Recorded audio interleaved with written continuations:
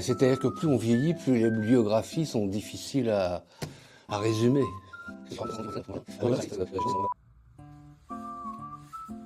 J'ai commencé dans la presse satirique d'humour.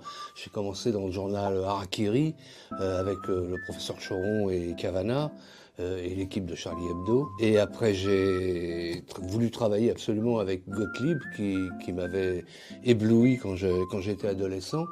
Et donc, j'ai été le voir et j'ai travaillé avec lui. Et à partir de ce jour-là, j'ai travaillé toute ma vie avec lui, quasiment, puisque il fondait à cette époque le journal Fluide Glacial. Et j'ai travaillé avec lui à Fluide Glacial jusqu'à sa mort quasiment.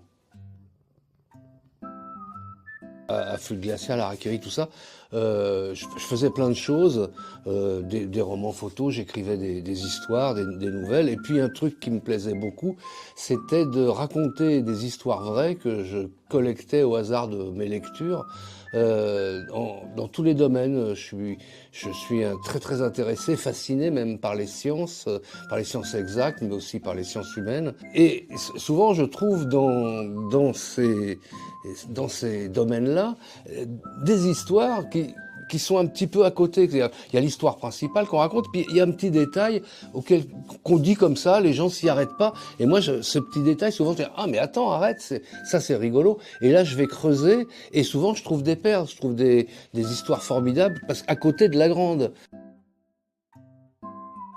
La difficulté, en fait, dans ce format-là, c'est pas de trouver des histoires j'en ai dans des milliers, mais c'est d'arriver à les raconter en 1 minute. Alors, il y en a, c'est facile, parce que c'est une toute petite histoire, une anecdote rigolote, mais il y en a qui sont des belles histoires, mais c'est impossible de les condenser en 1 minute, sinon ça perd tout son sel. Donc voilà, c'est ça la difficulté. Ah non, non, là, bien sûr, c'est moi, parce que c'est une continuité naturelle. Je fais ce que j'aime, ce que j'ai fait toute ma vie, et d'ailleurs, même en privé, je saoule mon entourage toujours avec des histoires. Ils ont tendance à fuir tellement je suis toujours là à raconter des trucs, des histoires de science, d'histoire, de politique et tout ça. Donc non, c'est mon personnage.